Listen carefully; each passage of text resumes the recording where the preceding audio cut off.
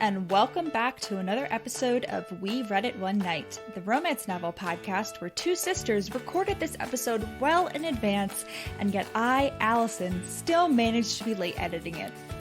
C'est la vie. Thanks for your patience. This week, we're continuing our journey into Prythian with part 2 of Sarah J. Maas's A Court of Thorns and Roses. In today's episode, Feyre finally lives up to her name, Tamlin cosplays as the troubadour he was always meant to be, and we reveal the deep-rooted hidden connection between Spongebob and the ACOTAR universe. Don't forget to leave us a rating and review while you're listening, and why not also visit our Etsy store to find some cozy clothes to hang out in while you're at it. It's the best way to support the podcast. Thanks as always for listening, and enjoy the show.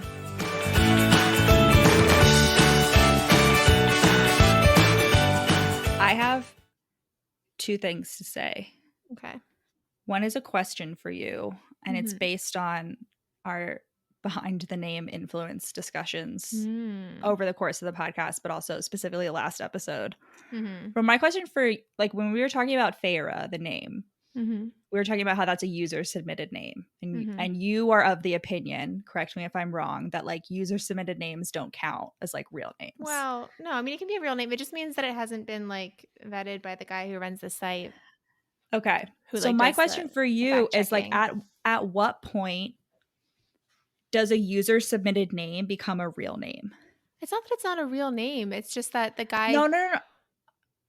You're saying at what point does a name that hasn't previously existed become a quote unquote real name? Yes. I think it's still a real name. Like at what point does he count it? Oh, I mean, I'm sure he like is it popularity? Is it? Well, I think he'll like add in. No. Like he'll. I mean, I don't know. This site has been around for like years, like since probably the dawn of the internet. I have no idea what his process is, but like there's definitely names on there that he'll just say like, I don't know, like just as an example, like if Brandy or something, like the celebrity Brandy, and I don't know if Brandy might have like an actual like longer etymology, but like let's say it popped into existence with the singer Brandy, and like people started naming their kids Brandy. Like he could still add that to the database and just say like the etymology is like it popped into existence in 1982 when the singer actress Brandy was born or whatever. Like sure, but my question is at what point? At what? Probably when he gets around to it, when there's like when there's like enough instances of it. Like probably if it's just like a singular, like I don't know, if someone's name was like XXX, there's a singular person with that name, he's probably not going to add it to the database because like then you're just singling out the singular person with that name. Like that doesn't make sense to say. I mean, you could be like, the etymology of this name is that these people's parents were insane and gave them the name XXXYZ or something. This person's parents were Elon Musk. I hated him. Yeah, exactly. Yeah, exactly. Yeah. So like when will Feyre get added to the database is what I'm wondering. And maybe when he gets around to it. Like it's been a long project. So it's probably a lot of work to like vet each name. I don't know. But like what goes into the vetting? I could email him. Like research. I don't know. Like name. Like he has like a site. He has like a source. Let me see if I can find it. Like what research? Like so like for example, sources. So you know the name Cedric? Yeah. Right? Cedric was made up in a book that came out in like 1911 or something. Yeah. So like that was a name specifically made up for that book. So if he were making this website in 1915, would Cedric be on the list of names? Or would it still be a user submitted name? I mean, it probably depends like how many people had it, if he got around to it. Like, for example, the entry for Cedric is invented by Walter Scott for a character in his novel Ivanhoe, apparently based on an actual name, Cerdic, the name of the semi-legendary founder of the Kingdom of Wessex in the 6th century. The meaning of Cerdic is uncertain, but it does not appear to be Old English in origin. It could be connected to the Brythonic name Caratakos. Name was also used by Frances Hodkin Burnett for the main character in her novel Little Lord Fauntleroy. I don't know. Listen, hold on, let me see if I can find like, I don't know. I definitely found like he had like a whole list of like the sources, his like process, but I can't find it now. I'm sure. The real question is, what's his name? It's like, I want to say Dave, which I know is not very auspicious. I know it's not auspicious, but like, Dave, if you're listening, we'd love to have you on as a guest. Absolutely. Names for twins. Aiden and Okay. Nadia. Okay. Okay. All right. Anyway, but also on the name trend, the second thing I wanted to say is that shortly after we recorded that episode, last week's episode, I saw a reel from someone and she pronounced it Mass. And then I finished this audiobook and the audiobook narrator also pronounced it Mass. So now I'm in a Okay, state of fine. confusion. Listen, you're I probably guess it is right. Mass, but like, why does it have two A's? Like, that, Maas. Well, it no, could be but that like the short ass. Dutch. It could I be know, but the like, ass you know how sounds, it's so American. no, it's not. There's like a short remember that whole ABBA debate? There's a Yes, whole I like know, but short A that doesn't exist in English. I That understand could that. easily But be two A's. when we looked it up, it wasn't eh. It wasn't that sound. Okay, well, I don't know if you know how to read IPA keys, but Maas or I don't. MAS is on. Can you stop saying attitudes? It's on behind the names, surnames. M as in maze, A as in bat or can, S as in side. So it's mass, Yeah, I guess. It's Dutch or Low German from sounds the fake. given name mass. All right, well now we know. So today we're doing welcome. We're doing the second half, or possibly just second, third, we'll see, of A Court of Thorns and Roses by Sarah J. Maas, as in Yeah. cat Mass. So what has just happened where we left off is so she's at the spring court, she being Feyre, a human girl with the faeries.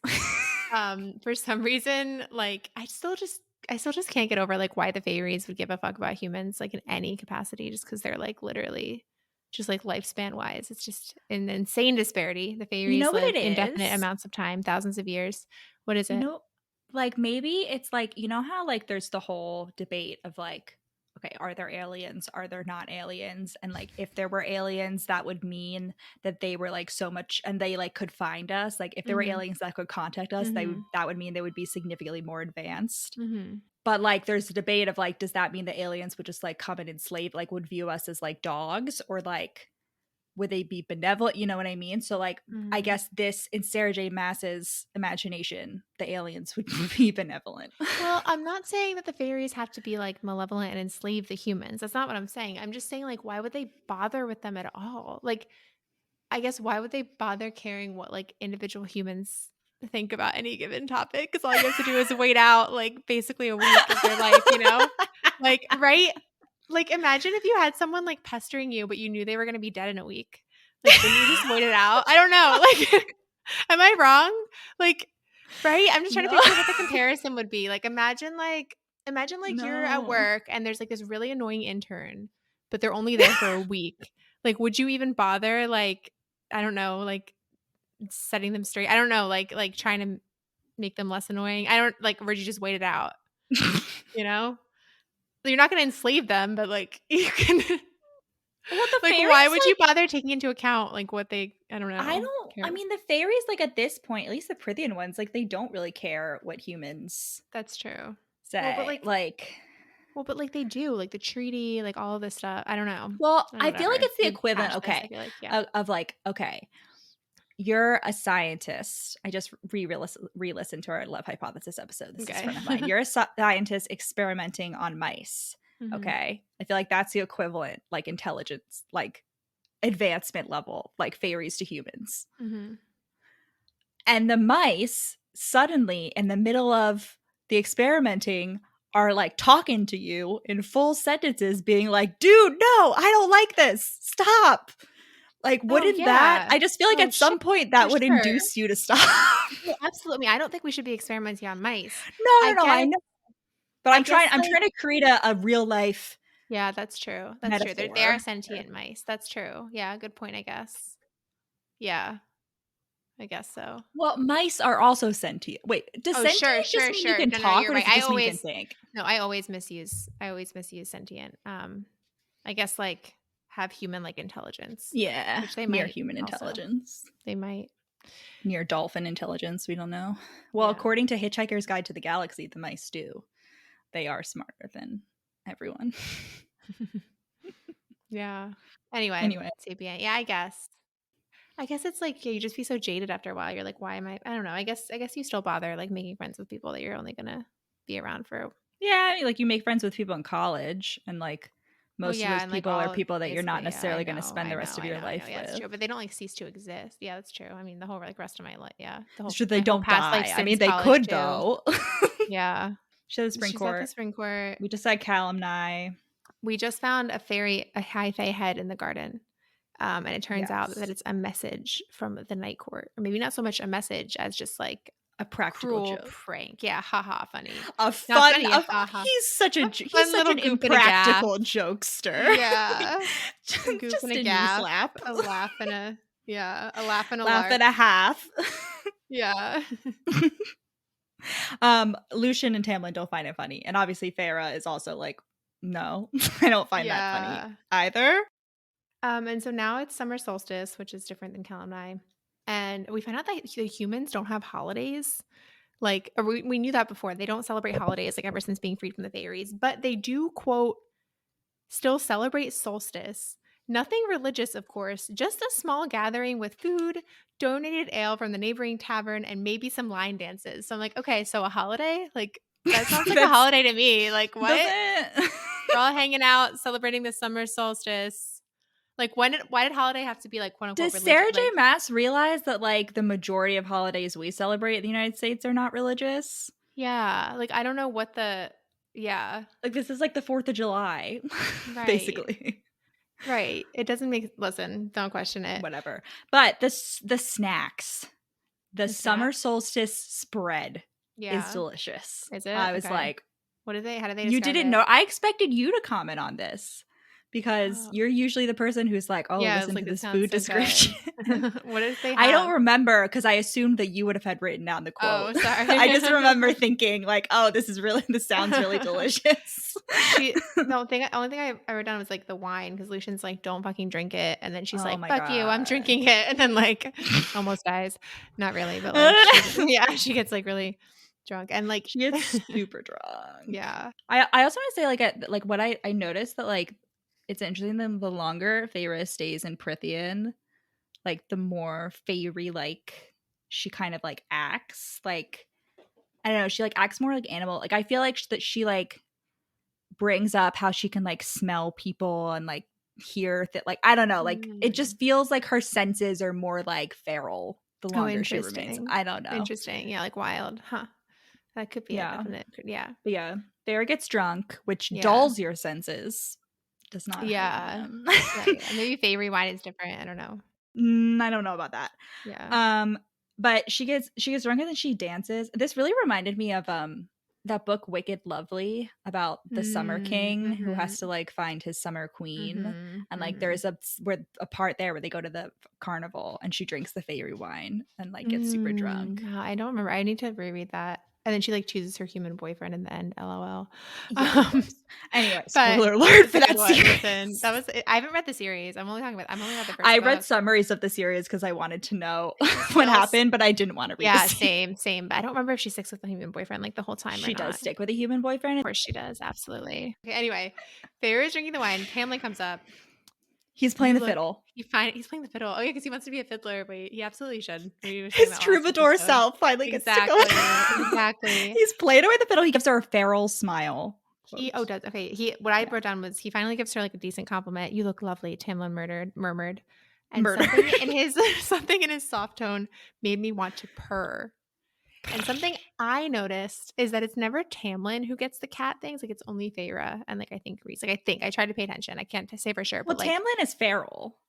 Sure. But I mean, I think that's like a good thing that Tamlin doesn't get to be a cat. Yeah. No, but I'm saying like he's not totally devoid of like animalistic. Oh, definitely not. He's literally an animal. Like he's shape shit. But yeah, he's not totally. Yeah, he's definitely still like an animal. He's like a bear or something, and not the kind of night vision goggles that looks like or like lion. He's a or mean bear. I don't know. Yeah. Mean bear. He's a dick bear. Yeah. So Feyre's like dancing like a little thought. She's like dancing up a storm, drunk on faerie wine, and everyone's like, she's in the middle of the dance circle, and everyone's like, "Go Feyre, go Feyre!" Yeah. Tamlin's playing the fiddle. Absolutely, he is. Like at one point, he gets up to dance with her, still playing the fiddle. Like she's super drunk, and then he takes her to a meadow. A meadow, Rachel. A meadow. He takes her to a meadow. Absolutely, he does. No, it really is giving like Twilight. in the first book. Oh, to see the Will-o'-the-Wisps, which I only know about because of Brave, the Disney movie, in which Will-o'-the-Wisps are very important characters. Yeah. And they finally kiss. Yeah. They dance in the meadow, yeah. And then they stay up to see the sunrise. And they finally kiss, yeah. But I would like to point out, she is still drunk at this point. Absolutely. She's still drunk. Absolutely. The first time they kiss. Absolutely. But it doesn't go farther. Then the next day, they're at lunch. Yeah, they're at breakfast the next morning. They're all hungover and they're having their morning flirt. And like Lucian does not get paid enough to like listen to them like make sexual innuendos at each other. Once again, the servants slash friends are being persecuted by our horny leads. And Feyre is like, wow, I'm so turned on. Like he could totally take me on this table right now. And I was like, Sarah, how dare you dangle this in front of us and then never give it to us? I hate when she does. Okay, wait a book. I know, but in this book, they fuck in this book. That's why she's saving it. Why would she give that to us? What a tease. That's why she doesn't give it to us. Because it's too good. Well, whatever. Okay. So we also learned that the Blight has killed 24 Winter Court children. And children are like really rare. I don't know if we said that. Yeah, because it's really hard for them to get pregnant. Did we say that? Yeah, well, I mean that makes sense. It's really hard to have faerie kids. Yeah, it's they really take hard a long time to like grow up and whatever. Like hobbits. Is that how hobbits are? Yeah, because Frodo is like in his 50s during Lord of the Rings, but like for hobbits, that's like teenagers or like wild early 20s. Okay, so then they're at lunch when who shows up? No, it's brunch. No, it's lunch. They're at lunch. They literally say we were in the middle of lunch. It might be a different. Because it's a late breakfast. It's a breakfast. Lunch. It's lunch. Listen, who showed? Why does it? It's lunch. It's called lunch. It's not breakfast. Who shows up?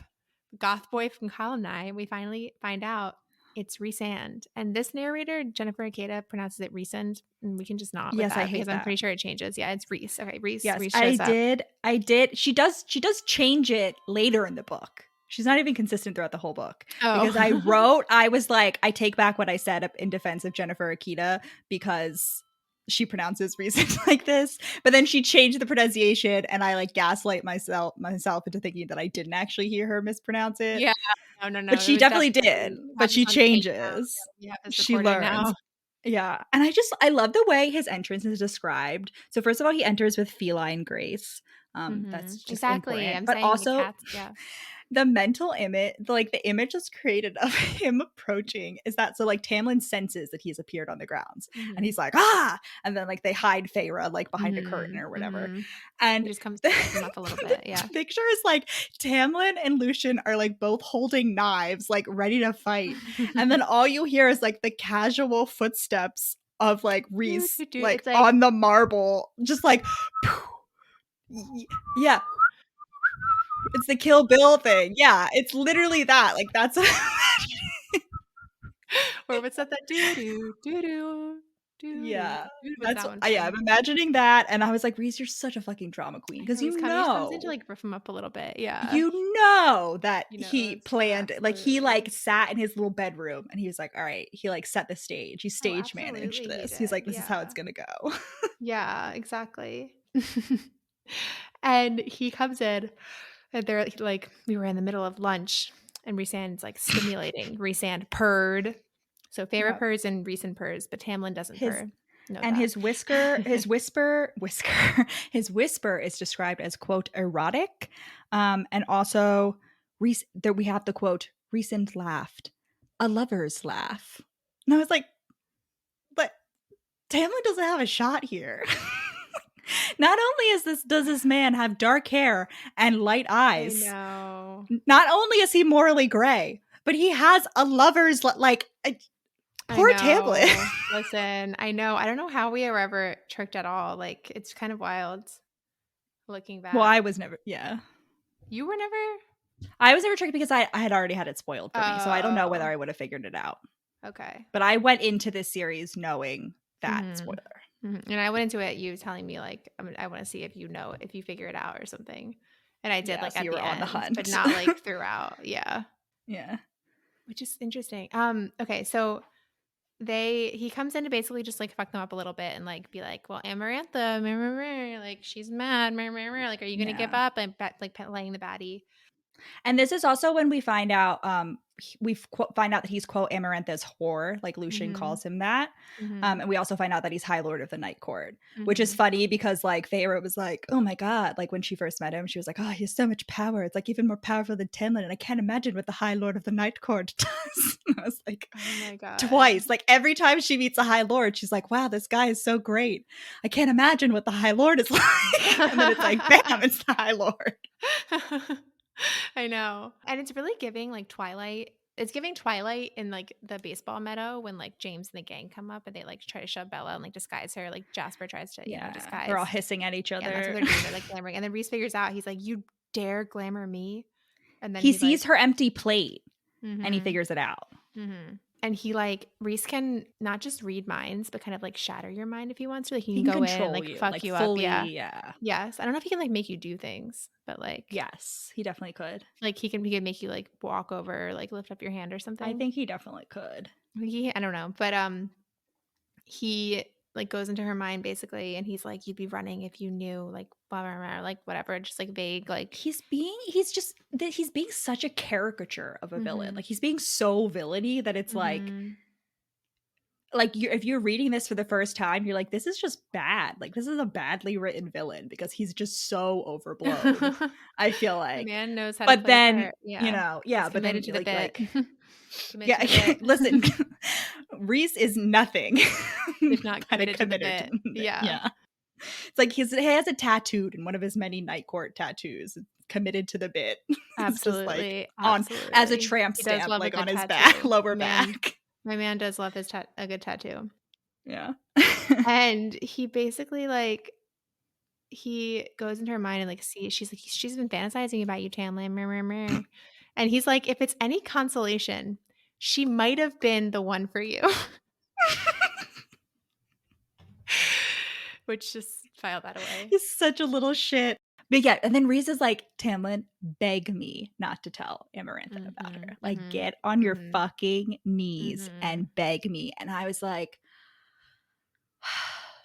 I'll admit it. I'm aroused. I won't pretend like that won't turn me on. Because Tamlin does get on his knees and Lucian gets on his knees. And not only on their knees, but like foreheads to the floor.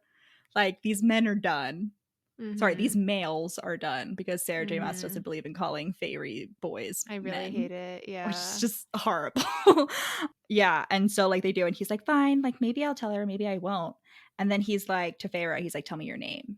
And Feyre tells him that her name is Claire Better, which is the name of a girl that like Nesta was friends with in the village. Yeah, like a random girl. She can't even picture her. Which, like, good for Feyre for at the very least, like, coming up with a fake name. Like, you know what I mean? Like, that's important. Yeah, well, that's why it's important to have a fake name ready to go that's not a real person. Like, listen, well, she does it so that he won't, like, go into her mind and see the actual real name. But bold of him to, like, because she doesn't want him going near real her family. name. Like, does he know that it's a fake name? Yeah. Anyway, and Rhys, like, apparates away. I forgot about that. There's a lot of things I forgot since, like, I read these books for the first time, like, how like a year or two ago. Well, there's just a lot of details in this book too that you just darkness. can't take in like I just only like forgot. one reading. Yeah. Well, they could always apparate. I just forgot that was a thing. And then Tamlin, Lucian can do that too because Lucian does it at one point later. I think the High Fae can. And then Tamlin throws a temper tantrum, like a la Beast and Beauty and the Beast, and starts like destroying, like after Rhys leaves and Feyre like has to go to her room. He's just he's away. And then he comes to her and he's like, I'm sending you home. And it's because he's like been sufficiently scared. He's like, Amarantha's gonna come for you, like you gotta go home. She's like, what about the treaty? And he's like, ooh, that was a lie. I told you I didn't lie to you. To be honest, I wanted to, and so I did. So sorry, not sorry. Right. He boldly was like, we've never intentionally deceived you. And she's like, I can hold my own. And he's like, you can't because I can't protect myself even. And it's just like, I feel like starting, I don't know. It's like it is foreshadowing, but also like he's right. I mean, you know what yeah. I mean? Like, Yeah. she doesn't stand a chance, like, in, like, a head-to-head, you know, like, she'd be done. Yeah, so he sends her home, but of course, they have to fuck first. And she initiates it because she straddles him, and then he flips her over, which I love that move. I love a good flip. And then he's like, Feyre, quote, if we keep going, I won't be able to stop at all. And I was like, what is this 80s bodice ripper Fabio nonsense? Like, let's take this out of our romance novels, friends.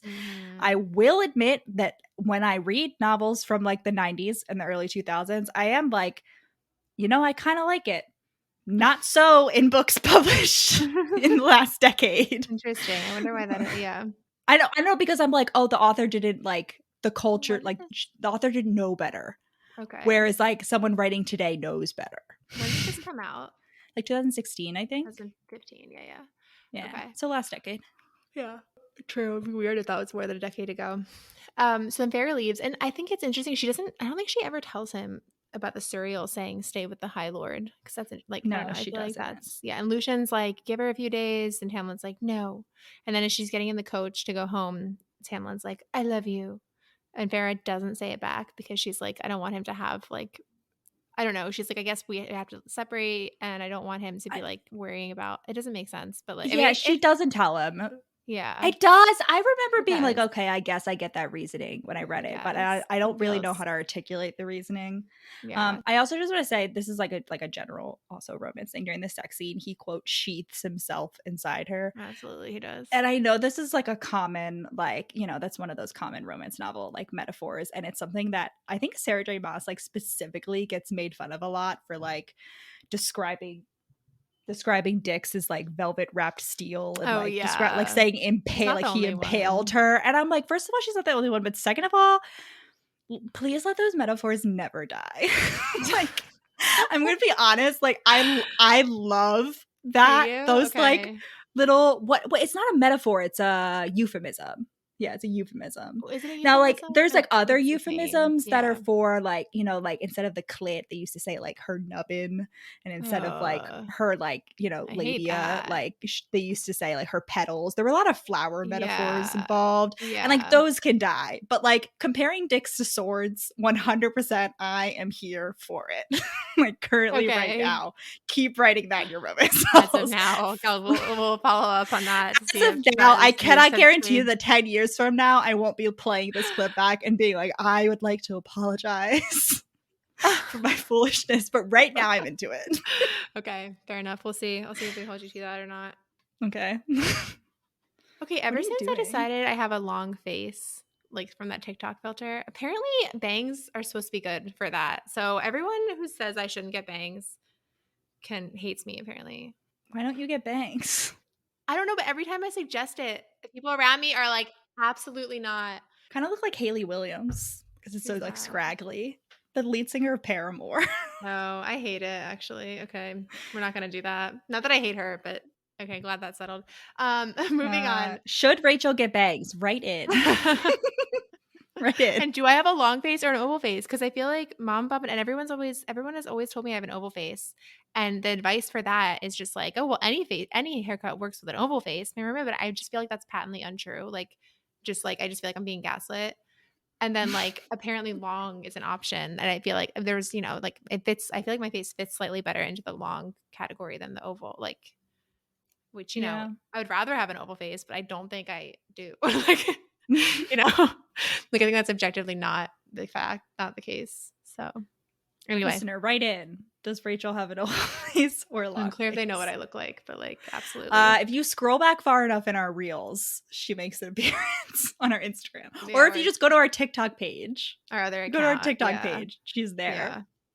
Absolutely. Yeah. This is gonna turn into like one of those like call-in like talk show, like absolutely late night radio I would shows. Love to do that. Not really, but like, yeah. I would kind of love to do that. Just like once, you know. It would be nice to like improve my skills at ending conversations.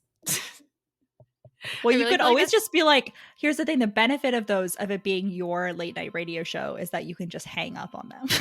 Sure, I guess. You can just be like, okay, bye. Yeah, that's true. I guess we're out of time. Yeah, even if you're calling in, you can do that. Like, who's going to stop you? How are they going to know? They're gonna know. How are they gonna know? Oh no, the call dropped. Yeah.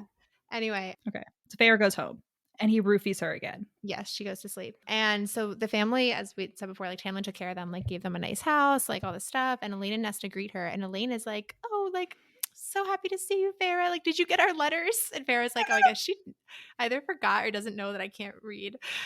What? Yes, I'm like, oh my God, I hate Elaine. But before that, Rachel, she pulls up in this fancy ass carriage in these fancy ass clothes. They come out. They don't recognize her. Oh, fuck. They don't recognize her at really first. Bold. And then they're like, oh my God, Feyre. And then Elaine says that stupid shit. And Nesta's in the background, like arms crossed, eyes narrowed. And you're like, Nesta sees Nesta through this. Like Feyre's like sticking to the lie of like she was at like taking care of a great How long aunt. has Feyre been gone? I remember thinking this was really weird that she like left the Supreme Court at all and like actually went back. I think that was like really surprising to me. She has to in order to survive. Why? Okay. Yeah. True. Okay. Anyway. No, sure. But why? How long has she been away? Like, how much weight could she possibly have gained? I guess just like makeup and like nicer clothes and clean, but like. I mean, no, because it's been months. So she was Calamni is the spring solstice, spring whatever, and then to the summer solstice. And she was there before Calamni, and she was there like slightly after the summer solstice. Okay. So like I would say like 5-6 months she's been there. That's definitely enough time to like, especially when she was like emaciated before. Yeah, and just like dread, I guess, but like still like your sister. I don't know. I guess. Well, they suck also. Well, also doesn't she look like them? Like, wouldn't she look more like them now? Like, wouldn't they be like, you look like me? They don't recognize her. This is all I know. They don't recognize. To be fair to them, maybe they're like they're not expecting her to come. So like some like well-dressed lady rolls up, who like, and the only reference point you have of your sister is this like completely different look. You're not expecting your sister to come. I guess they still suck. And Elaine is like, didn't you get our letters? Yeah, and Feyre's like, I guess did they ever forget or do they just never know? I'm 19. I never fucking learned how to read. I think Nesta knows she can't read, but Elaine is just like, whatever. I don't know if Nesta knows. Yeah. And yes, Nesta's being standoffish. The dad like wept at the sight of me. So she does see her dad again. Remember we were wondering that. Yeah. And indeed order a ball in my honor or whatever. And then Elaine's like, giving her the tour. She's like, I marveled that Elaine still had that light. Like, because the servants do things for her. Like everyone loves her still. Like, she's a woman I was proud to call sister. Like, LOL. Why? What? Get out of here. Yeah. She forgot. She forgot that you didn't know how to read. Not just that. She's just so that's like such a minor. She probably never listened. No, but she takes her out to her garden. They're like in her garden. Like Elaine has her little garden, and she's finally. This is when she decides to learn how to grow vegetables. Listener, like now that they have money, she's like, oh, maybe I'll learn how to grow vegetables. But in the garden, they're like gardening. Feyre is like sitting with her, and Elaine is like, oh, I'm kind of nostalgic for the old times when we were poor and starving. She's like, everyone. Yeah, she's like, everyone like pretended like we'd never been gone or whatever. Like, didn't mention that we've been poor. All these people that like ignored us and didn't help us, which like I get. But yeah, it's so bold to be like. And Feyre's like, oh, like Elaine had looked at our cottage with hope. I had looked at it with hatred, and I knew which one of us had been stronger. No, like Elaine could have that mentality because she didn't have to do anything because you made sure she was fed and clothed, and all she had to do was like sit by the fire and suck up to your dad. Yeah, like yeah, so great. So bold. Elaine. I hate it. Meanwhile, Nesta's just like they're in the garden. Nesta's just like lurking in the background, like under the shadow of a tree. She's so like you have these finger. like two She's like sisters. Let's talk. And Feyre like goes and gives money to the poor houses in town, which is nice. And she passes. Yeah, redistribute the wealth. I'm like, good for you. She passes. She hears like the local boys, like one of the ones that wanted to marry Nesta, talking about how the better house had like burned down with everyone inside, or like that a house had burned down with a local house. Yes, she doesn't know it's the betters yet. And so then Nesta's like finally like. The fucking glamour didn't work on me. I knew exactly what had happened, and I kept this chunk of wood from the table of our old house with a claw mark in it as proof that I wasn't insane. Like the way that Nesta will just not be gaslit. Like she's like, you can try, but I'm not going to like. She's like, it was so like the door closed, and like Elaine and our dad was like, oh, like whatever, like Feyre's gone, and Nesta was Nesta was like, and I was like, what? Are you kidding me? I can't imagine. That is really horrible. Like, That is, I mean, yeah. like that she definitely, I mean, I get taking the wood because like I definitely at some point would be like, I'm insane. Like, especially if Yeah. Feyre came back I'm super in rich and danger. nice and saying like supporting the lie. Like, Well, I she also didn't know would be that like, Feyre. Well, no, she took the wood like right before that. I feel like. no, I know, but then like Yeah. that would be the final nail in the coffin for me. Is my sister She's comes like, back and like is also spouting this lie to be like, oh my yeah, god, I'm gas. insane. Yeah, she's like, I'm in danger. Except Nesta would never do it. Nesta, She'd be like, fuck, I'm in danger. Like, time to square up. Nesta. Well, no, because she didn't before. I mean, that's Feyre. Whatever. She would square up if she's in Nesta, danger. wow, doesn't speak highly of her. Well, Nesta went and tried to rescue Feyre. Yes. Like she told the dad and Elaine that she was going to like visit her, but instead, and this is where the mercenary lady from the beginning kind of comes back. Like, Nesta apparently but I feel hired like the not mercenary enough woman for with the money. amount of backstory. Not enough. It doesn't make sense that the mercenary lady would like agree to this after all the shit she's been through. She's like, stay away from the fucking wall. I look at my leg, it's poison. I have blood poison, like whatever, like fairy thing poisoning. Yeah, gonna kill me. So anyway, yeah, she went to try to save her, but they couldn't get through the wall. They couldn't find a hole. And she's like, I didn't marry that shitty boy because I realized he wouldn't have helped me save you. But they couldn't get through. And listen, this is the beginning of Nesta character growth. Elaine has not experienced it yet in any of the books far. This is the beginning of Nesta's. Well, Elaine's going to get her own book. I know that. Sarah J. Maas has said that. So I guess she will get character growth at some point, but we have yet to see it. She's gotten worse in some ways. She really has. I hope she's taken as like a prisoner of war or something. Like that would be kind of exciting. But like in like an actual like torture way. Listen. Yeah. Okay. Anyway. To Nesta, listen. Feyre tells with a meat tenderizer. Nesta, or the opposite, whatever.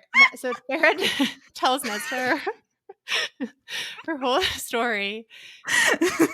And then asks her to teach her how to paint, which is sweet. And they paint together. Yeah, it's the first time Feyre's painted since she came home. So her and Nesta are painting. And she's like, Nesta was really bad at it, but she tried. Yeah.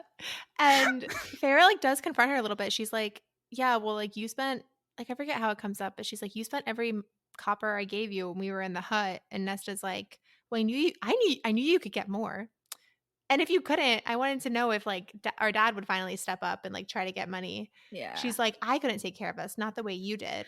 And I always hated you for that. And she's like, our dad let our mom die. Like he had ships he could have sent out to get, or like gone to Prithian and begged for a cure or whatever. And he didn't. But like, so what do you mean you couldn't? Why your 14-year-old sister who is like, just like can't like described in the book. She can't even read. Basically looks exactly like you, like same like physical quality, like. Yeah, and apparently you both have a quote unquote iron will. Yeah, she can't even. Yeah, exactly. She can't even read. She's 3 years younger, and in all other ways, like apparently it's very similar. Like it's a sorry excuse. I don't even know that it's presented as an excuse though. Like it's presented as an explanation, but I think like we're supposed to be like that's kind of like. Weak. And I think Nesta a little bit when she went to save Feyre, like when nobody was gonna save Feyre, I think that's when she also realized that's like a weak ass excuse that I've been telling myself. Like she had all this anger towards their dad and she like misplaced it in a lot of ways on Feyre. It's not right. Like it's not an excuse. But I think like again, that's why this is the beginning of like Nesta's character journey. Yeah, I guess so. Because she was like, wow, I was a real bitch. I was kind of fucked up. All that shit that I did. Yeah, maybe I'm misunderstanding like what goes into starving in a cottage in the woods, but like I don't know. I just can't. Listen, I don't get it. Should we do an experiment, Rachel? We have woods in our backyard. Like, do you want me to build you a cottage and then you could just go live there for like 4 years, 5 years? Absolutely. I mean, listen, I'm not saying that I would be any better, but like I'm not saying that either of us would have the skills to like learn how to hunt animals on our own. But I am saying that we would do it together. Like in no world would it just we would be try. Like, all right, Allison, get out there, or like vice versa. We would both be out there like equally failing together. I'd be like, do you want to go like forage for like wild berries? Like we can grow them. I do know how to do that. At least in the summer, blackberries abound. we'll have blackberries at the very least, True. and raspberries. And raspberries. Yeah, and strawberry. We get wild strawberries. Absolutely, we do. Little They're hard ones. to find. Yeah. But actually, they're like, there. do know a fair amount about the park ecosystem. Interestingly, we get swamp cabbage, which may or may not be edible. Yes. Can you eat that? They've installed solar panels in the park. Wow, I'm impressed by like there's a big field of solar panels now, That's, like by the wow. entrance. That's fast. It is edible, but only if it's harvested at the right stage and processed properly. Wow, I'm surprised like how much I've learned about edible plants just by osmosis, like available to us. Listen, I would love to learn more. I'd love to like take a foraging class. Yeah, they definitely offer that at the nature center. Yeah, I would love to learn. I just don't know if it's the kind of thing that I personally can learn by like being taught versus just like wandering around. Trial and error. Yeah. The authentic way, trial and error. Well, if I die, I die. Yeah, I just mean like I've tried like trying to like, I don't know, just like vaguely see if I can like identify flowers or whatever. I didn't never like. But I feel like if you have someone teaching you. Sure, I guess. Yeah. Because they can also be like, hey, the flower looks like this and it grows in places like this. If you see it growing somewhere else, it's not this flower. Yeah. I just feel like noticing it on your own is like, at least for me, the most effective to stick. Okay. So this is when she finds out that burned house, the aforementioned burned house, but the family trapped inside was Claire's Better's family. And they never found Claire's body. Like the rest of the family and all the servants and everyone is trapped inside and burned. Yeah. Which is awful. And we find out about this in the context of the dad being like, I think I want to buy the Better land. Yeah, he's like, which like, can you, God, he's like, yeah, I could make a great house for one of you guys when you get married on the burned body. Like, the soil will be very fertile for you, Elaine. Oh my God. Because the body, like. Yeah, because of all the organic matter. It's like volcanic soil. Like, oh my God, it's truly insane. Which reminds me of invisible fire. Did you know that hydrogen? Did I send you that TikTok? When hydrogen burns, it's like almost invisible, and it doesn't really emit heat. Wait, wasn't that what the Hindenburg was? I don't know. Yeah. Well, no, it wasn't hydrogen. It was helium, right? Was it hydrogen? No, it was hydrogen. I don't know, because that's why it was so. Yeah, the brooms at NASA, they had like a building with fire, and they made people just like walk around with brooms to test it, which is just like, God forbid we all just stay home. What? Anyway, so she finds out. Wait. Sorry. Wait, that made me think of, so interesting that it's like invisible because, well, I guess, okay, so in Glass Onion, right? Spoiler alert for Glass Onion, a Knives Out mystery. It ends with like the Glass Onion house getting blown up by hydrogen. Like they set the hydrogen on fire and the house blows up. And I was like, oh, that doesn't make sense that it would be, but I guess the rest of the house caught on fire and that's where the fire comes. And I also just realized the scene is like they throw it on fire and then it gets like it shows it getting like sucked up into the vents and then it explodes. So I guess it's okay. Never mind. That was a long tangent. And then you explode. Sorry, I was still catching up to what the Glass. I remember it's that movie, the Knives Out sequel, or not sequel, but mystery. Like Knives Out. Yeah, like other anthology, the second in the Knives Out anthology. Mm-hmm. Yeah, I want more of those. I feel like if Daniel Craig, I feel like he's like, I did James Bond, I collected the paycheck, and now I can do whatever the fuck I want, and I really love that for him. I love the like large franchise leader to like weird movie actor pipeline, like like Daniel Radcliffe, Robert Pattinson, absolutely. Elijah Wood does it. Like they're like, I made that bank, and now I'm gonna do fucking weird shit. I'm gonna do whatever I want, and I love this for them. Absolutely, I love this for them. Yeah, perfect. Oh, what's I gonna say? Oh yeah, Squidward, you can't eat all those Krabby Patties. Why not?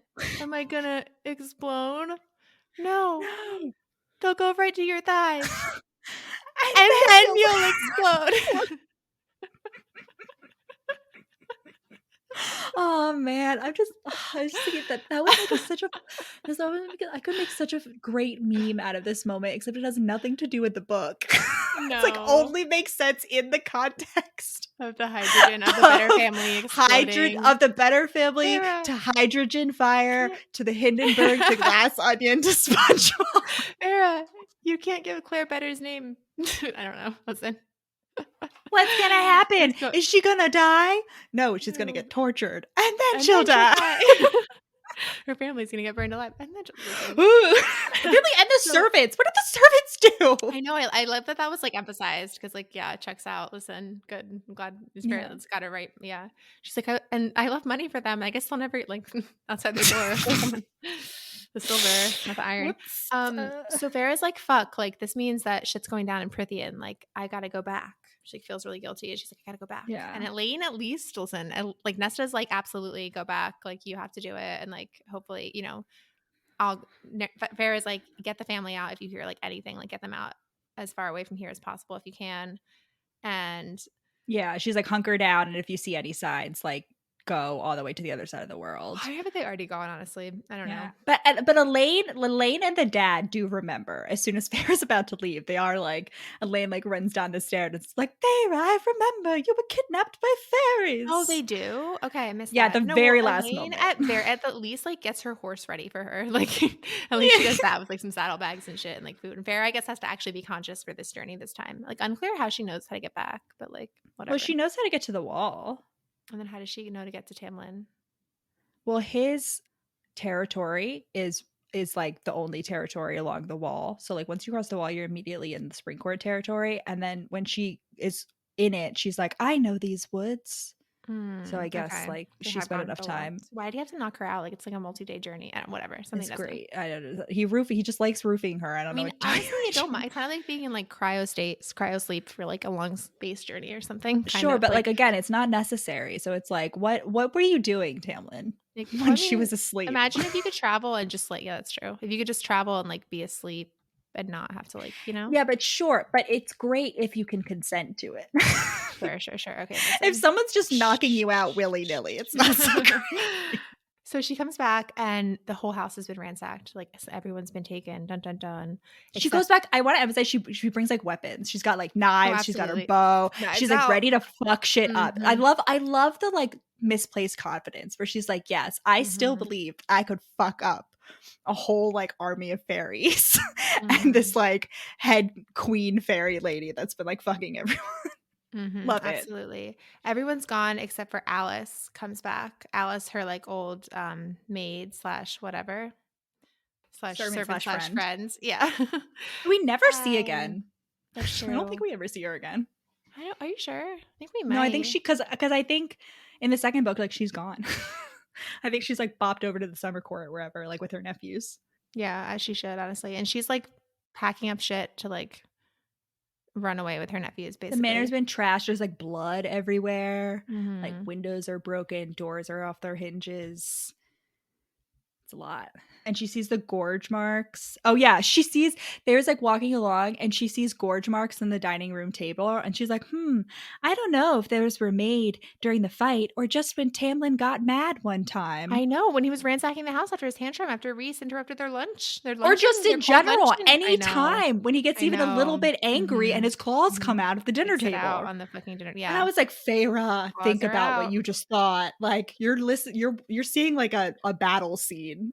And you're not sure whether the great damage to the table was done during the battle or just on a regular Tuesday.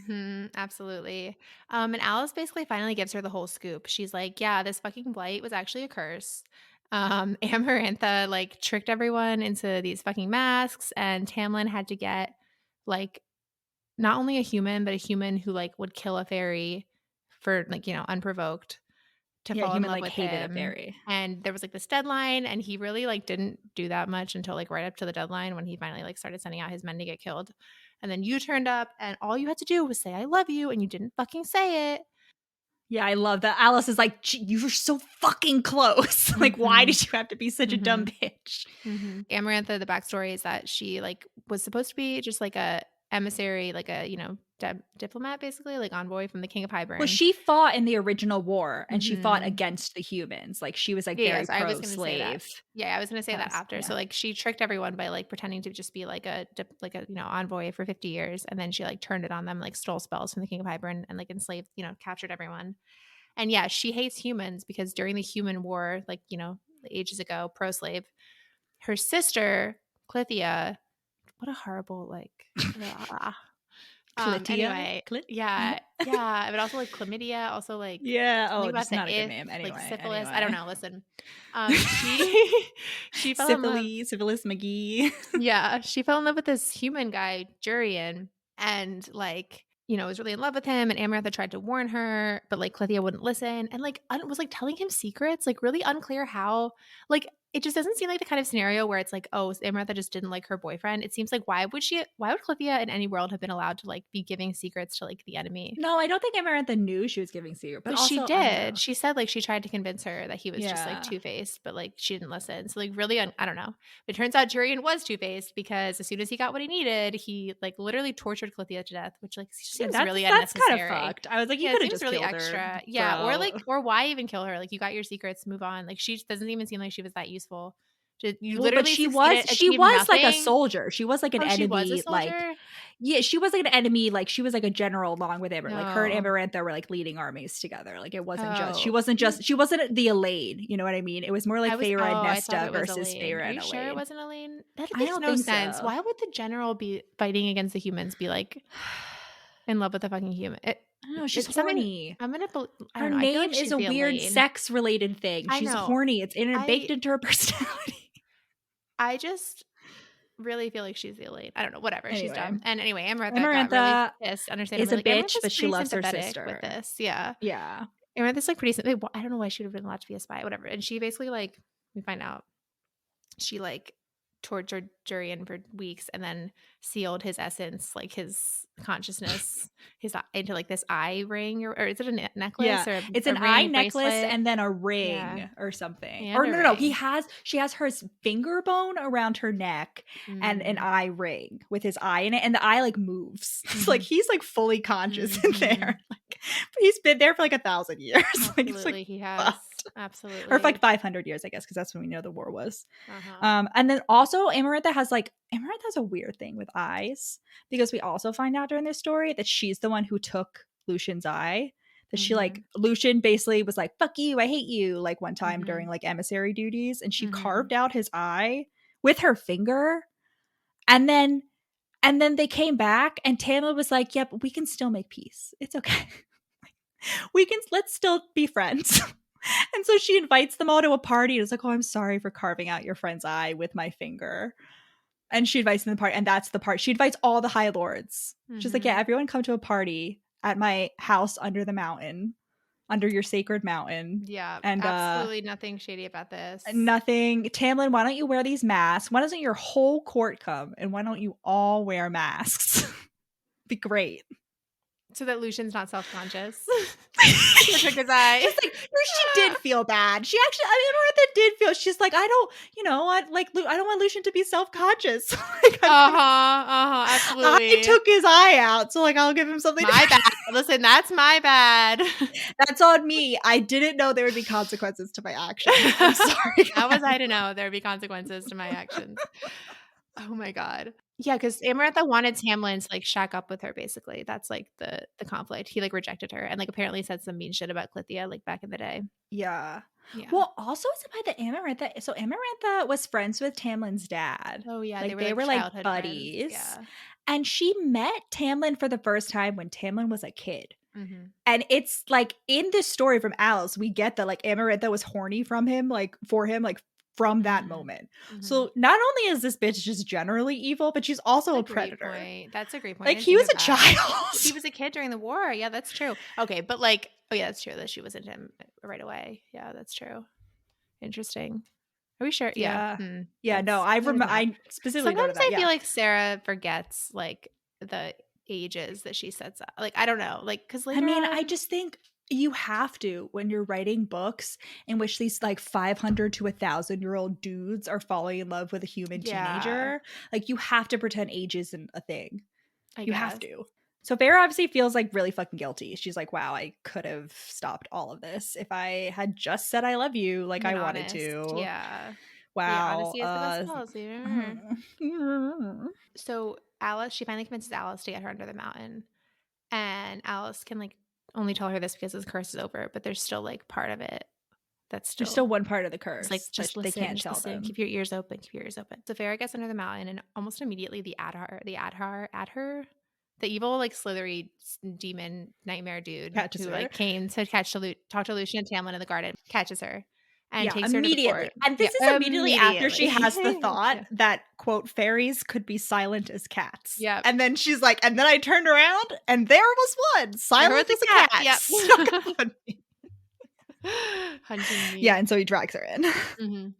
And Tamlin's like up there with Amarantha, and Tamlin like totally pretends he doesn't know her, like, which I guess is smart.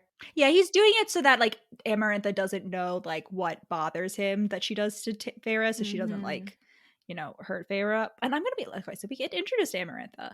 She's sitting on her little throne. She has like this gorgeous red hair. She's like I know that she's evil.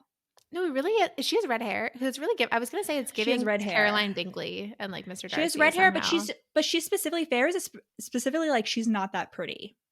Oh, interesting. And it's implied that she's not pretty because like something about her face is so evil that like she can't be beautiful. Like that's what it is. It's like the fact that she's evil means that she can't be pretty. And I was like, listen, I agree full-heartedly. Amarantha's the worst. Like she deserves all that's coming to her. But Amarantha is a mommy. And I will not accept that she's not hot just because she's evil. In fact, I would argue the inverse. I would argue that she's hotter because she's evil.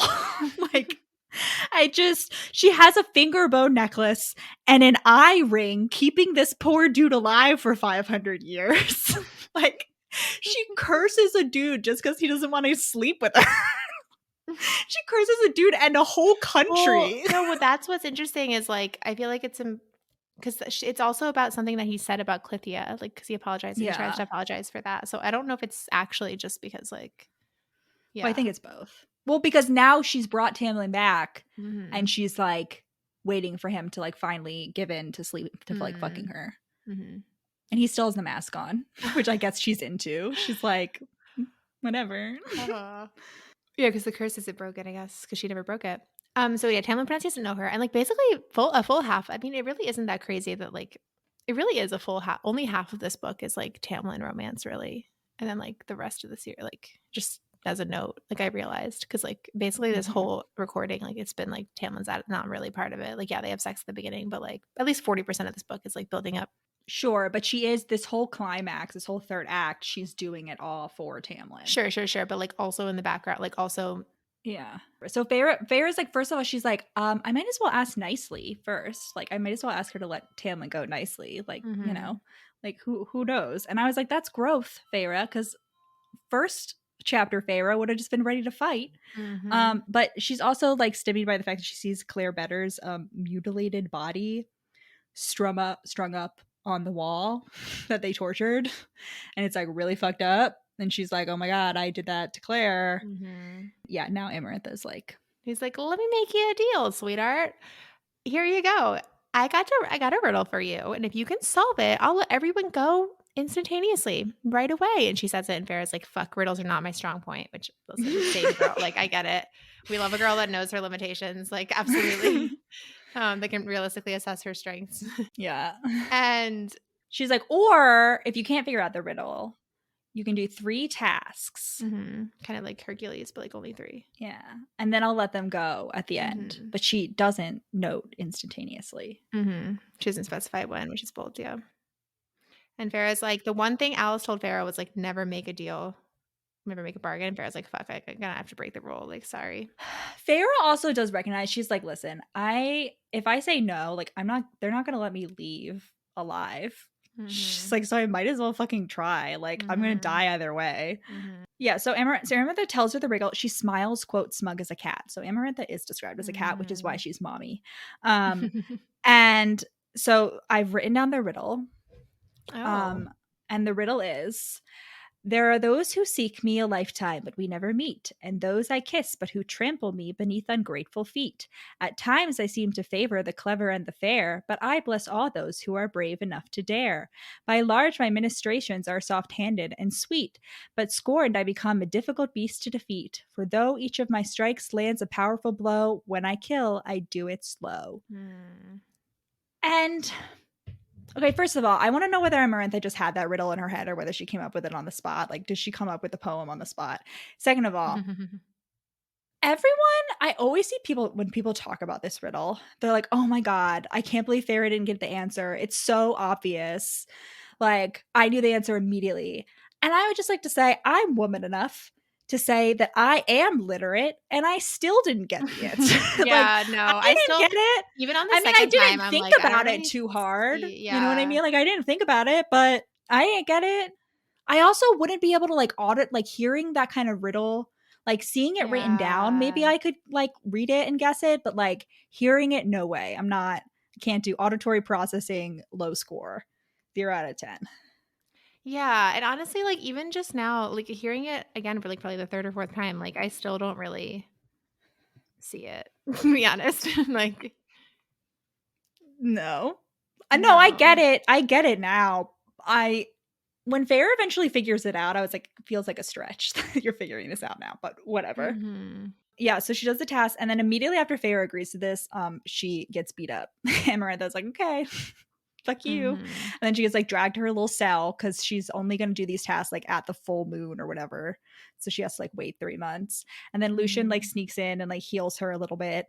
And Amarantha like calls her up and she's like, before the task, like, I want to know your name. And Feyre like doesn't want to give it to her and Mhm. like accept that like Amarantha has Rhys like hold Lucian's mind and like essentially like Mhm. threaten to kill him. And then Lucian's like, Mhm. oh, fine. Sure. Like Rhys hurts him for like literally a second. And the Feyre's like, my Yeah. name is Feyre. And like, Yeah. I don't know. Like, obviously, like, probably better if Feyre doesn't say her name. Like, that's why she's resisting. But like, Mhm. but I don't know whether like Sarah J. Maas is committing to the bit of fairy lore, but like, listener, just like general piece of advice, if you ever meet a fairy, never tell them your name. Never tell Oh, them your real yeah, name. absolutely. Don't eat the fairy food. Don't tell them your name. If you see a circle of mushrooms in the woods, don't walk inside it. General advice. If you see like a Yeah. little portal between two trees, you see two trees and there's like a little circle or oval in the middle, don't go through that. General fairy survival 101. Fairy tips 101. Absolutely. If you see some revelers dancing in a circle, just walk on by. But yeah, Don't so bring your Amaranth oracle. Amarantha calls Rhys over and she's like, is this the girl that like you saw at Tamlin's house? And Rhys is like shit eating grin, like, I don't know. Who knows? It's I like don't all know. these humans look the So same they to me. just blur together. They're not as hot as you. Yeah. Um He's such a little so shit eater. so she has to do one task every month at the full moon. So this book like lasts a while, like a year, basically. Yeah. And she otherwise has to stay in her cell or do basic quote unquote housework to earn her keep. Yeah. So first task, baby, is a maze and a giant worm. Giving basilisk, carrying the It's basilisk from or Sorcerer's Stone. I'm, you know what I'm imagining though, you know that Mhm. episode of SpongeBob where there's a giant worm Yes, that's like eating. yes, yes, That's what I'm exactly. There's a imagining. lot of SpongeBob. Like that Listen, SpongeBob worm. apparently is integrally tied into this. Like, And yeah, so to defeat the worm, because the worm is super fast, it's like a freight train. I think if Sarah J. Maas, I could feel her frustration writing the scene that she was like writing in a world that didn't have trains, because I know that like she wanted to describe this worm like moving like a freight train. Like I could feel it like dancing yeah, beneath her fingertips, and she's like, God, trains don't exist. yeah. She kind of Um, committed to like the what's it called? Like not pop punk, steampunk Steampunk. aesthetic. Yeah. Mm, yeah, so defeat the worm, she falls in a hole and she's like, I have an idea. And she covers herself in mud because the worm can only smell. And like all the other fairies watching are like, what's it doing? And Rhys is like, Mhm. she's made herself invisible. Mhm. And then Feyre makes a trap. She falls in the hole is like where the worm eats people. So she like rips apart all these skeletons and just like makes a bunch of spikes and then like yeah, and then gets her. She makes a spiky trap and the worm falls into it. She like lures the Mhm. worm into it and like the worm dies and then she throws her bone sword at Amarantha's feet. And I Mhm. was like, wow. All right, Feyre. Like this is the first time like I fully have respect for your fighting skills, because before now I was like, Feyre, there's a lot of talk for someone who's a human competing against fairies. But like now you've She proved has yourself. killed fairies. She has killed multiple fairies up to this I- point. Still, what do you mean multiple? She's killed one. The Naga, the other Oh. fairy. The first fairy was like willingly killed though. The first fairy like let her kill him. Whatever. Why did she like break her arm or whatever? She's like bleeding this whole time, like keeps bleeding, and she's like, "Fuck!" Like I know what this means. Oh yeah, she like at one point dying, when she blood poisoning. falls, she gets like ripped. Oh, she's climbing out of her spiky hole and she like falls, and like one of the spikes like basically rips her like forearm open.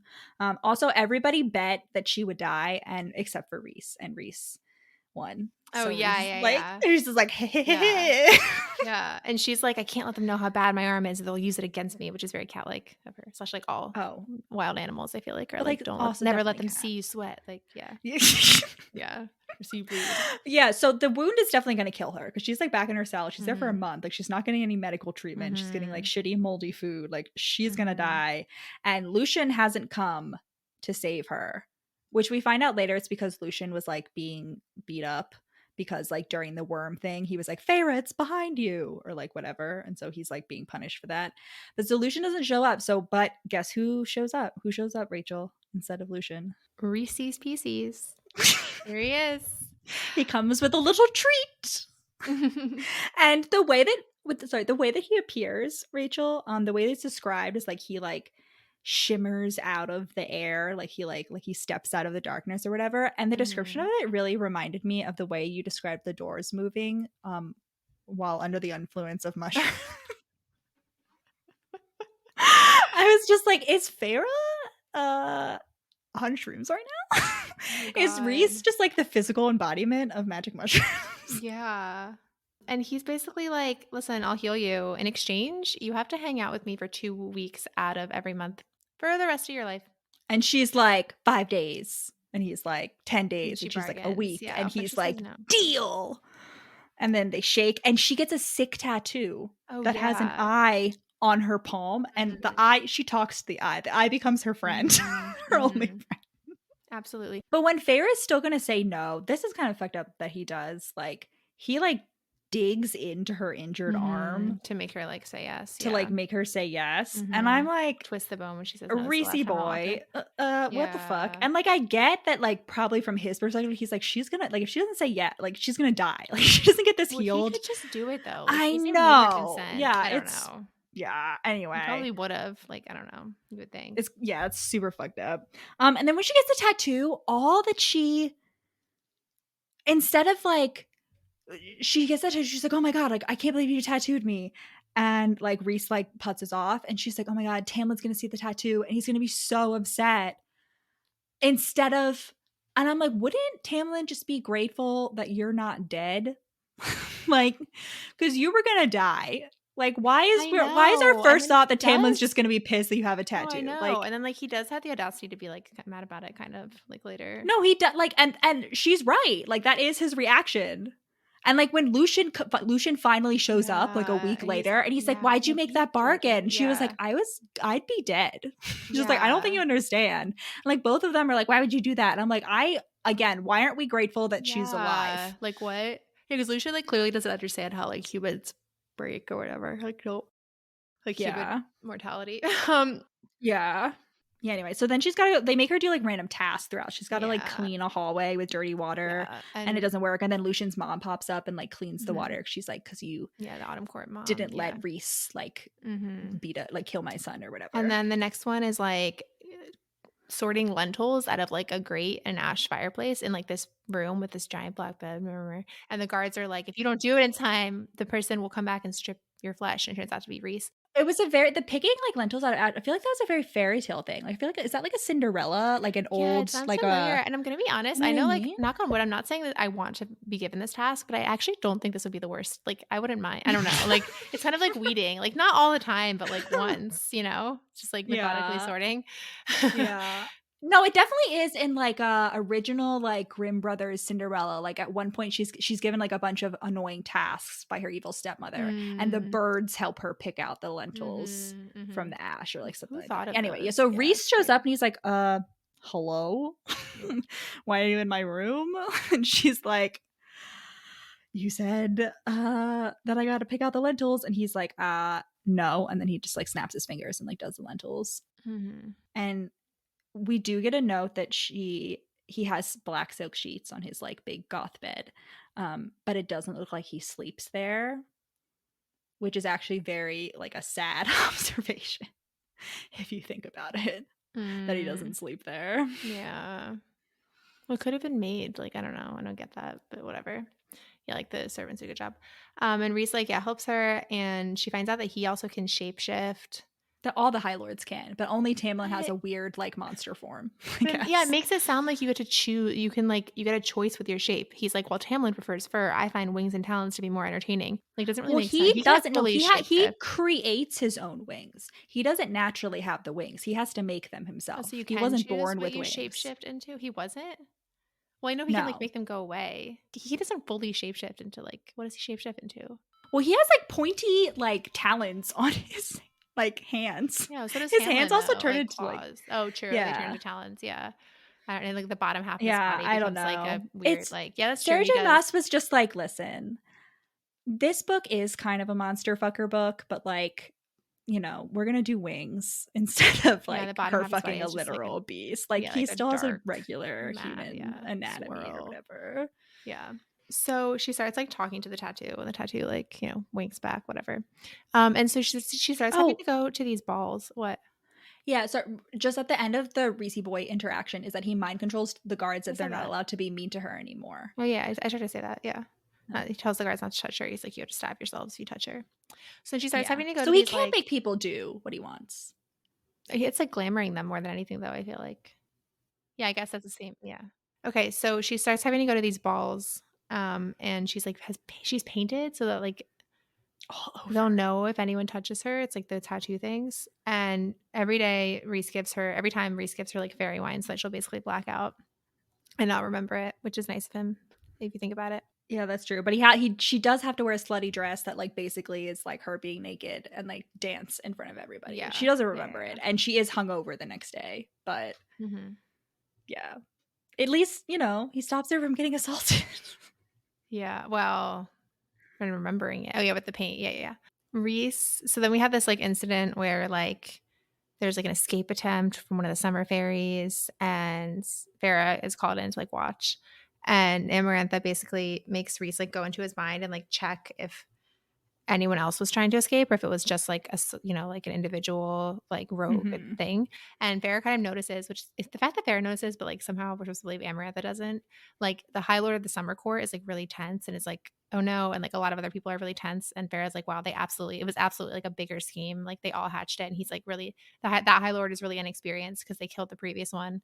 So he doesn't know. And Rhys like decides like he kills that very like quickly and doesn't like, you know, divulge that it was everyone else. So Feyre's like, oh, interesting. Like she also has this thought the reason she's always like sassy with Rhys, like they're constantly verbally sparring. She has this thought where she says, the instincts that had once told me to be quiet around Tam and Lucien utterly failed me when Rhysand was near. And I was like, interesting, Feyre. File that away.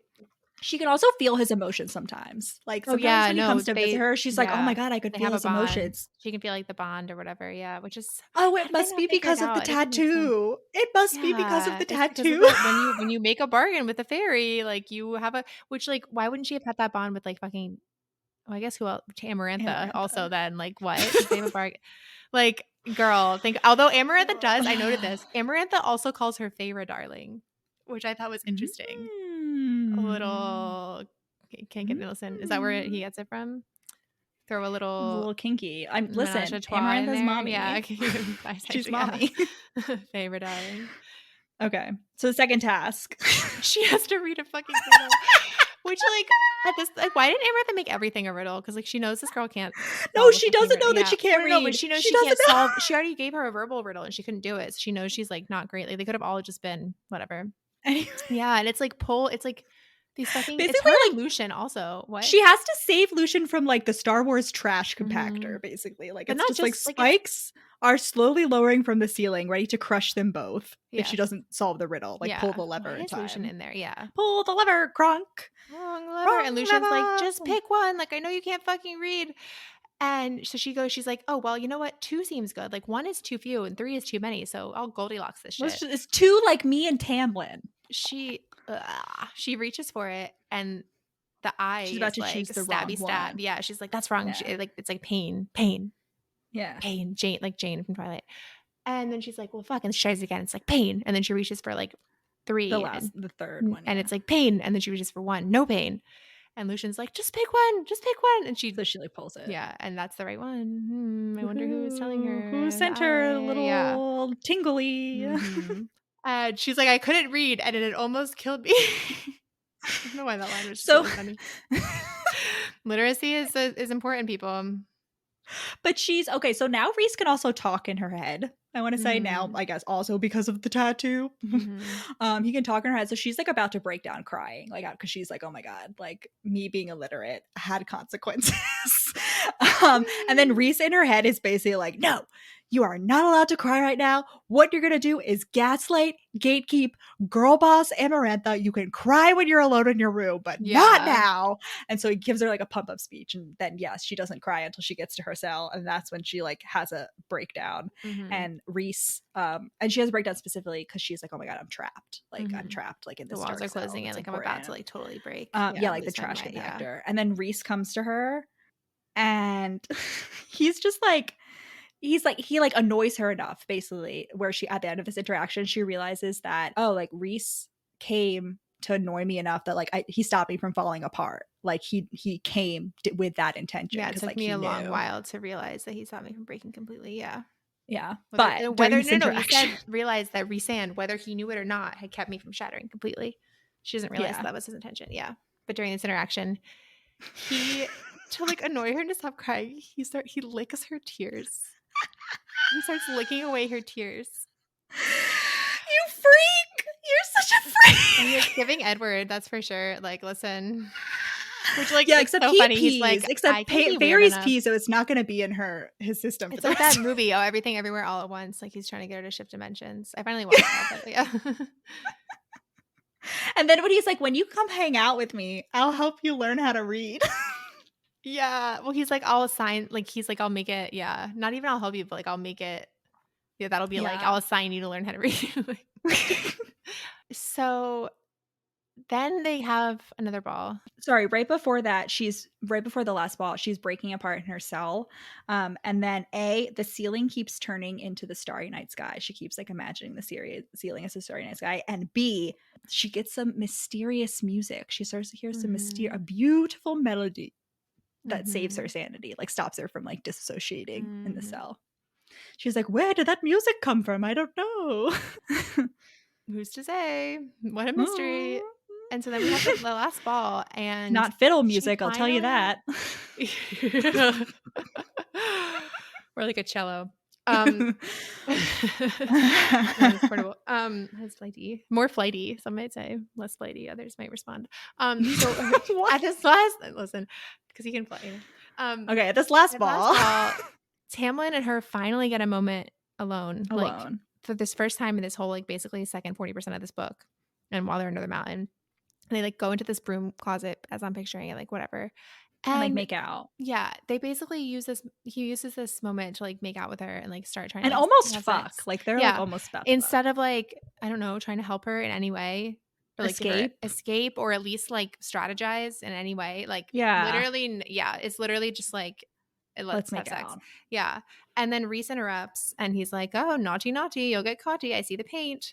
Yeah, and he's like, get out. And Tamlin just leaves. He tells Tamlin to leave, and then he immediately goes and like forces himself on Feyre and like starts making out with her. And it's because like 5 seconds later, Amarantha appears. And so basically what Rhys was doing was like hiding the fact that Feyre and Tamlin were making out by like pretending that he was making out with Feyre to like protect her. Like where he touches the paint, it like reforms, doesn't it?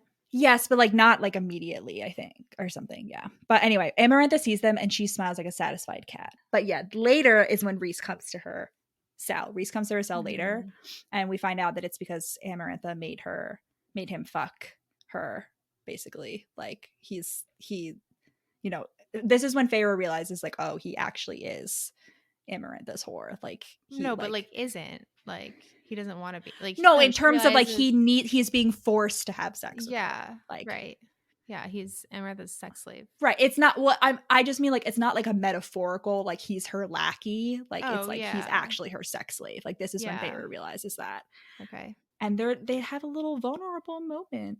And this is when Rhys like kind of explains that he's like, yeah, like I'm just doing this to like protect my subjects. Like, you know, you gotta go along to get along or whatever. Like, and then we get like more indications that he's not actually like this over the top evil. Yeah. He's like, I'm pissing Tamlin off, one, because I hate Tamlin, but also because I'm hoping that when the curse breaks, Tamlin will be so pissed off that he'll just immediately kill Amarantha. And then he's also like, I've only been touching you on the waist because like I need some sort of evidence that like I am a good guy or like whatever. But, like, so you won't come after me the same way he's coming after Amarantha. Yeah. Do you like my nails? It's a dip. Yeah, it's very nice. They're like Starry Night Skies. Oh yeah, look at that. Oh, look at it's that like the dipping powder that I got done before. I have like a kit that you can do at home, and it is kind of, it's not as neat, and it definitely took a lot longer, but like it's hopefully we'll see if it stays on. Okay, nice. He also tells Feyre that he killed that his dad killed Tamlin's dad, and I would like to say that this is the first and only time in my notes when Tamlin autocorrected to tampon. Absolutely. So my notes say Rhys tells Feyre that his dad killed Tampon's dad and brothers. Love that. So third task. Yeah, so the third task is just that she has to stab 3 fairies. Yeah, like 3 like innocent people. Like Amarantha specifically, like they're innocent. And I forgot that she does actually do it. Like I kept waiting for like there to be a trick that makes her not do it. No, and like she does. She's super traumatized. And like the first one is like pleading, like, no, like please don't do it. And she has to do it. It's The second one, teenager. The second one is like a woman, and she's like, just like, I know that this is like the greater good. Like you just need to do it right now. Like I forgive you or whatever. And then the third one is Tamlin. Don't. Turns out that like Tamlin, she thought was on the stage, but it was actually the adder like made to look like Tamlin by Amarantha. Yeah. Oh, and Rhys like tells her telepathically to kill the people, like through the bond or whatever. You know, he's like, do it. He? I think it's like telling her to do. I don't know, whatever. But yeah, it's Tamlin. Yes. Yeah. And she's like, oh my God. And then she like, you know, has one of those moments in movies when like it like zooms out and she's, you know, there's like the music and she's like realized, she's like, oh, she's like, you know, we get like faded like heads floating around being like, Tamlin has a heart of stone. Tamlin has a heart of stone. Alice is like, you already know everything that you have to know. Just listen. And she's like, oh my God, Tamlin has a heart of stone. And so she stabs him, and guess what? Yeah. He does have a heart of stone. Amarantha would never like actually risk Tamlin being killed. And Amarantha's like, well, now you can have him all to yourself. You kill him. Yeah. And then Amarantha's like, all right, well, good for you. But unlike with the riddle, I didn't say instantaneously that you'd be able to, that we'd have to let everyone go. So I'll let them go whenever I feel like it. Maybe when they're dead. Suck on that. And then she starts like telepathically like using, you know, telekinesis, like torturing, Feyre. Like she's fucking Feyre. Yeah. I mean, not actually. And as he's like, she's fucking her up. And then we have, sorry, what? Yeah, she's fucking her up. She's not fucking her. Oh, well, no. We have this quote where like Rhys tries to save her, and we have this quote that says, Rhysand yelled my name again, yelled it as if he cared. Yeah. And then he also tries to like stab Amarantha, but Amarantha like, you know, invisible magic walls him, bodies him away. And then Feyre figures out the riddle. She like has another one of those like movie scenes where like the invisible heads are like running, you know, she's figuring everything out. And she's like, the answer to the riddle is love. While she's figuring out the heart of stone thing, she's like, all those times I held Tamlin, I never felt his heartbeat. And like, literally, hasn't it only, they've had sex like twice, and then they made out in a closet once. Like, what do you mean all those times you've held Tamlin? Anyway, Amarantha's like torturing her, trying to tell her to like say you don't love Tamlin, like admit what an inconstant bit of garbage you are. Anyway, snaps her neck. The bond between us went taut, her and Rhys, and she starts seeing like through Rhys's eyes. Basically, her soul is like anchored. Her soul doesn't like disappear because she's like anchored through the magic bargain bond with Rhys. And she watches as, you know, that actually breaks the curse, and Tamlin rips Amarantha's throat out. Oh, it's great.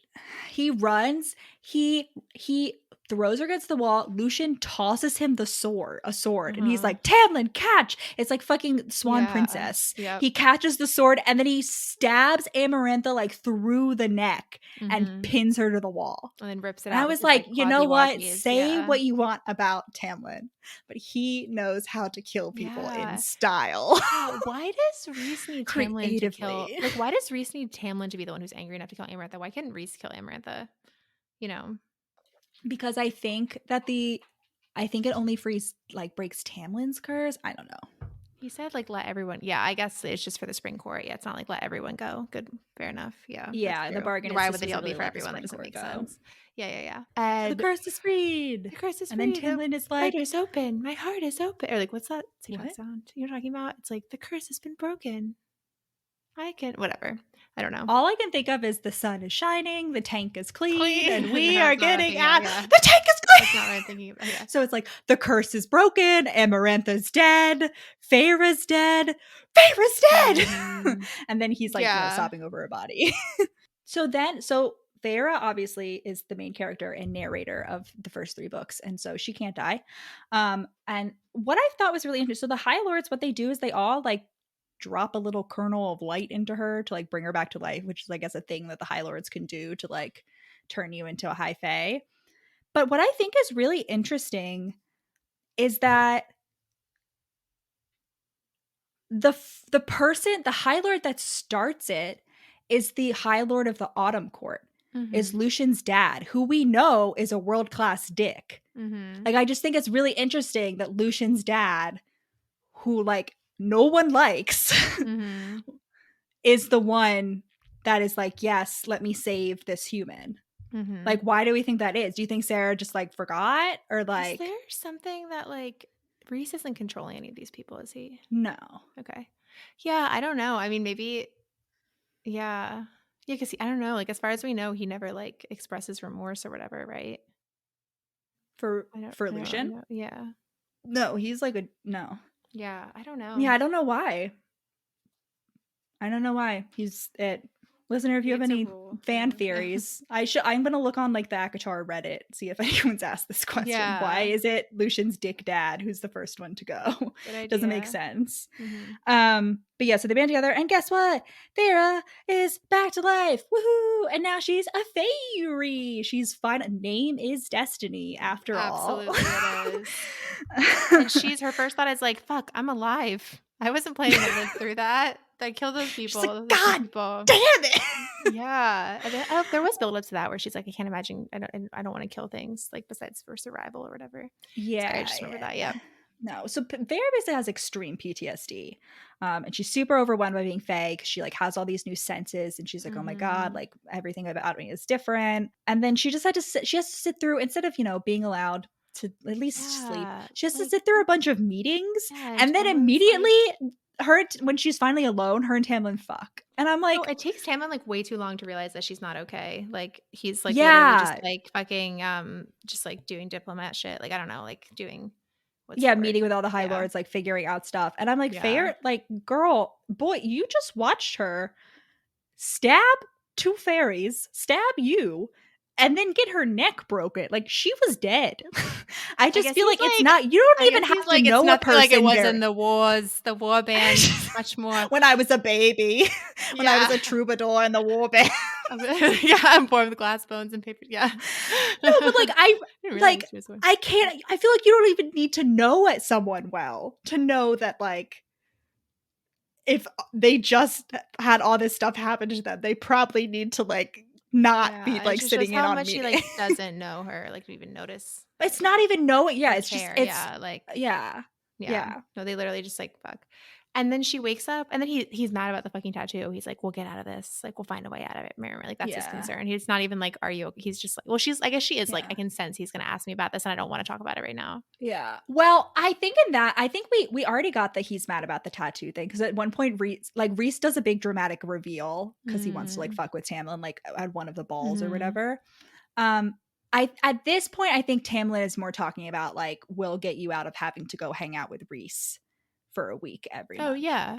What did you think? Not necessarily the tattoo. That was like, it's not necessarily the fact that like she okay. has Rhys's tattoo. It's more like, Oh yeah, sure. we'll get you out, which I feel like is a little more like fair in terms of like, we think this guy is evil. Like we're gonna make it so that you don't have to go see this evil guy. That would be really annoying to have to travel that much for your whole life. They can appear and disappear at will. What do you mean? Okay. Yeah, she feels a mysterious tugging. Oh, and he's like, we'll find a way out. I'm like, yeah, like you did with Amarantha. Yeah, she's woken up. Sorry, mysterious tugging. Yeah, if Feyre is bad at riddles, Tamlin is bad at like breaking curses. Yeah, like, this man cannot solve problem solving is not his strong suit. Saving people. He's not really have Lucian gets his eye ripped out. Yeah, sure, let's go to a party with Amarantha. Like Tamlin, what could go? Yeah, absolutely. And you know what? To be fair to Tamlin, he did say that he doesn't like being High Lord, and he doesn't think he's good at it.